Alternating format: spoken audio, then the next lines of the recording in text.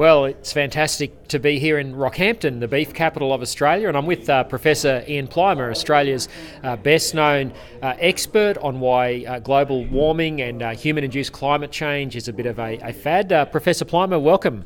Thank you. It's been some years since I've been to Rocky. Yeah, well, this is the first time the Conservatives have been here with you, and we're just delighted to have you helping promote your new book, Climate Change, Delusion and the Great Electricity Rip-Off. Tell us why you were motivated to write that book.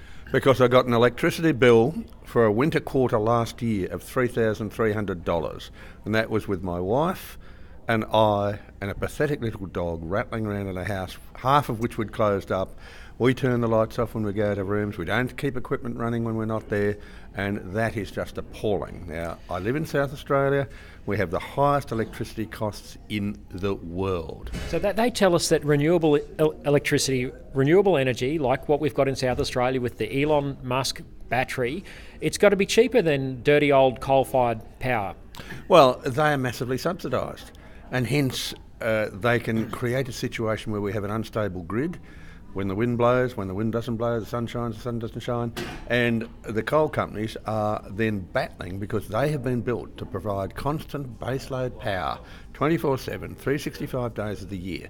And the whole economics has been disrupted because of the subsidies for wind and solar. And I think a very simple solution to this problem is no more subsidies, no more energy guarantees, no more anything from we poor suffering taxpayers. And this is because you just can't get baseload power out of wind and solar.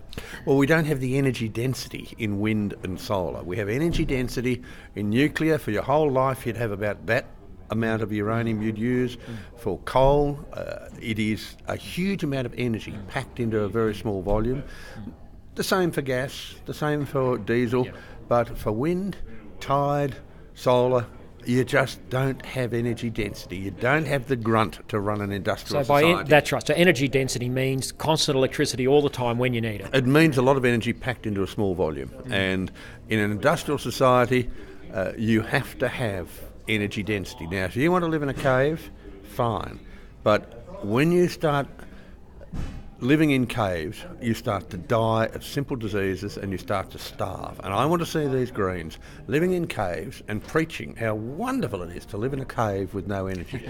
And then we might take them seriously. Until then, they are hypocrites, and a lot of them have got skin in the wind game, skin in the solar game, and they are fleecing we taxpayers to have unreliable, inefficient, expensive energy, and the time to stop it is now. Well, they're telling us we have to do this because the planet is heating up and we don't have much time. And one of let's have a look at some of the claims that those who are promoting this put forward. And one of them today, Simon Holmes-A-Court, who's a regular sparring partner with me on Twitter, posted some graphs on my Twitter handle, and I said to him today that I would put them to you. One is this graph here, and I'm just going to hold it up to the camera so our viewers can see. So just bear with us there. So that's the graph. It covers tens of thousands of years and goes into about 4,500 AD, and you see the line going straight up. Now, Professor Plimer, we were discussing this over dinner. Could you tell our viewers your interpretation of this graph that Simon Holmes-A-Court has put forward for us? As soon as you see a graph with a log scale, you know you're being conned. Sorry, just say that again. I had the microphone away from you. As soon as you see a graph with a log scale, you know you're being conned. Now, what's a log scale? This is where you've got 1 unit on that scale. So it's about 4,500 and years. That unit is 10 times it, that unit is 100 times it. Gotcha. On this scale, it's a linear scale where each unit is the same. So that's the first thing. The second thing is that this history of temperature just seems to conveniently omit the warmest time in our current interglacial, which was 6,000 years ago. It's just not on that graph. We don't see where we've got measurements, and we've got historical records of times when it was warmer in the Minoan, in the Roman times. We don't see the cold Dark Ages. We don't see the warm medieval warming. We don't see the cold Little Ice Age. So we have completely destroyed the record of temperature in the past. This is a wonderful diagram to frighten you witless. This is a wonderful diagram as a scare diagram. And if you believe this diagram, please let me know, because I want to sell you a harbour bridge. I've got one in Sydney. It's untouched by human hand. I own it and I'll sell it to you. Come to me and buy the harbour bridge if you believe this. There you go, Simon. There's an offer. Okay, let's go to Simon's second graph that he tweeted out today. And this is from NASA. You'd think that'd be a reputable body. Let's just flick across to that and we'll show it to our viewers. So this is the well-known NASA graph that shows temperature shooting up there massively. So, Professor Plimer, tell us what's wrong with this graph from NASA, a very trusted brand globally. Well, there are two things here. The first is that the past is based on measurements from ice, and its measurement is a very different way to the present. And that is showing the orbital changes on the Earth, where you have about 10,000 years of warm and 90,000 years of cold. Then all of a sudden it changes in the 1950s. Now, isn't that strange? Because that's when we changed the method we measure carbon dioxide. And there are three methods of measuring carbon dioxide, two of which show enormous variability, and the one that has been chosen is the one that measures carbon dioxide on an active volcano that's leaking out carbon dioxide, and it's by a technique that many of us say, look, I'm not so sure this is a valid technique. So NASA's in the business, like a lot of other institutions, of gaining your money, your taxpayers' money, and they do it by frightening us.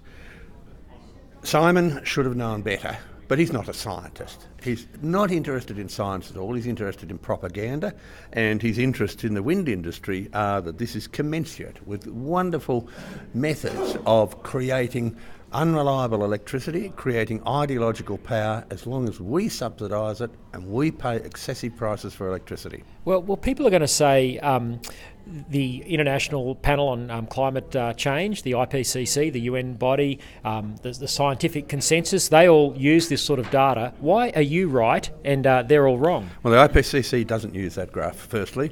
And secondly, the IPCC is a political pressure group. It's not a scientific group. They try to summarise the science to date, but they omit about half the science that shows the great changes in the past. They ignore the fact that the sun drives surface temperatures, which we've known for only thousands of years, and they ignore major extraterrestrial influences on climate. So the IPCC is a political lobby group, and they've been set up to take your money, have it pass through sticky hands and have it end up with someone else. And that is an international organisation that is trying to take money from wealthy countries, and a country like Australia, where we actually started with no industry and we've built it up by people's very hard work, and they're now trying to take the money from working people and put it somewhere else. And it is not a scientific organisation, it's a political organisation, and time again they are discredited. The latest discredited information has come out about the IPCC is that they've gone to temperature measurements around the world, and some of their shipboard measurements, their maps show that it was taken on a ship that must have been 100 kilometres inland. They show some tropical mid-American, Central American countries where the average temperature in Guatemala was 0 degrees Celsius. There's something fundamentally wrong. So if they're getting basic things like this wrong, are they admitting that when it's pointed out? Just the other day they admitted to this, but they've put up no solution to it. Okay, but their solution, as per the report that came out just last week, and it's got the Greens and Labor and the left of the Liberal Party all aflutter, that says that we need to act urgently, yet again, within the next 12 years. That's all we have to make sure that we save the planet. That's what they are saying. Look, we've been hearing this for 30 years. They're crying wolf. Let's forget about these dreadful predictions of the future, because we've got 30 years of their predictions. And we've been able to show that in those 30 years, those predictions are totally unrelated to what they measure. And what is measured, the most accurate techniques are from satellites, and the predictions don't work. The predictions they put up suggested there was going to be a hotspot at about 12 kilometres in the atmosphere over the equator. Sorry, we've measured it, it doesn't exist. They predicted the temperature was going to keep increasing until we all fry and die. Sorry, we've got 30 years of measurements, and that's shown to be not the case. Now, science doesn't work on making speculative predictions. The way I understand climate is say, I wonder what's happened in the past. And when we look in the past, we see that planet Earth has not currently in a difficult or dangerous situation. It's business as usual. So that's interesting. So all of us are experiencing pain with our electricity bills. We're told that we need to cull our cattle herd because that's the next thing after closing down the coal industry. And we're in the beef cattle capital of Australia tonight. What's your message for farmers in rural Australia who have watched their electricity go through the roof, and now we're being told that we've got to cull our cattle and sheep herd because they're contributing to dangerous climate change? You're saying business as usual, we should forget all this codswallop and walk away from it. We've had massive emissions of methane naturally in the past. Those massive emissions come out of the oceans, they come out of volcanoes, they come out of tundra. We get burps of methane coming out of the earth. It's very, very common. We get methane leaking out all the time, and in fact we use this leaking methane to find oil. Yeah. So we've known about this for only 100 years. A lot of people don't know, and I have to admit that I was ignorant of this, but that 97% of the carbon dioxide, the global warming gases are actually natural occurring, and only 3% comes from man-made emissions. Well, the major global warming gas is water vapour. Carbon dioxide does assist in keeping warming up the atmosphere until it's at about 100 parts per million. And then the effect after that is virtually nothing. It's not nothing, but it's virtually nothing. So carbon dioxide is a trace gas in the atmosphere. We humans are emitting traces of a trace gas in the atmosphere.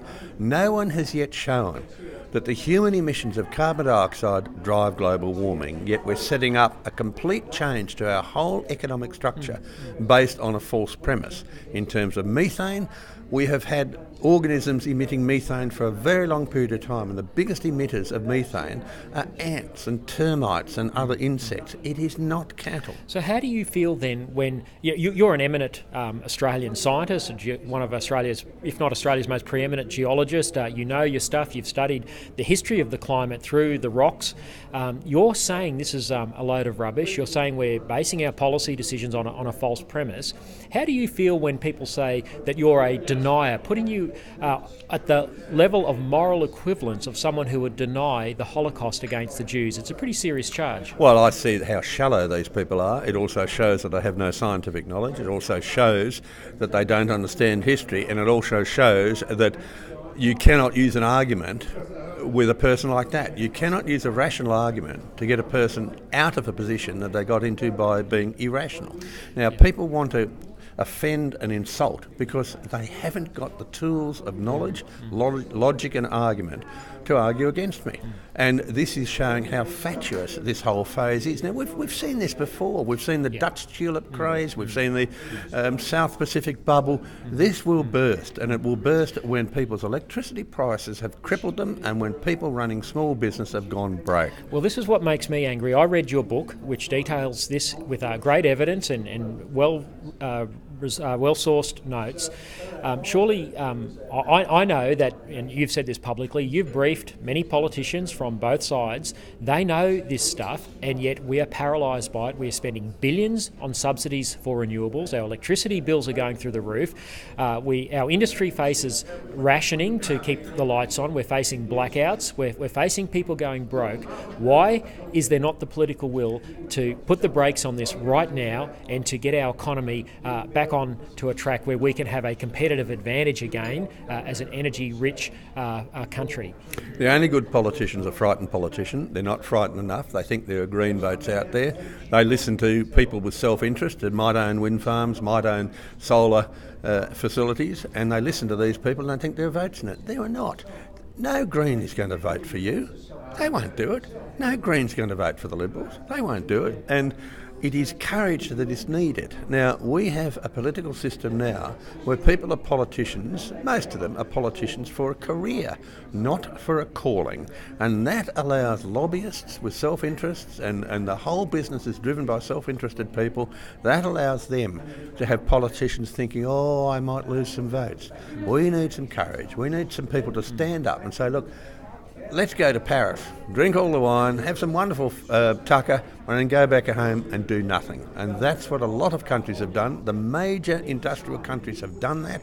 Why doesn't Australia? And if you're so paranoid and object to the gas of life carbon dioxide that plants eat. It's their food. If you really object to that, you have to be, logically, a huge supporter of the nuclear industry. Well, that's another story, but Professor Plimer, thanks for your time tonight, and thanks for having the courage to sound the warning and to put your reputation on the line to put the truth out there. And thank you for introducing me to someone that I can sell the Harbour Bridge to. I mean, there's so many mugs out there, and I don't know how you put up with all these clowns tweeting you. There you go. These people I want to meet, I want to sell them There things. you go, Simon. I dare you to tweet the YouTube link of this, and I'm sure Professor Plimer would be happy to debate you anytime. Thanks very much. Cheers.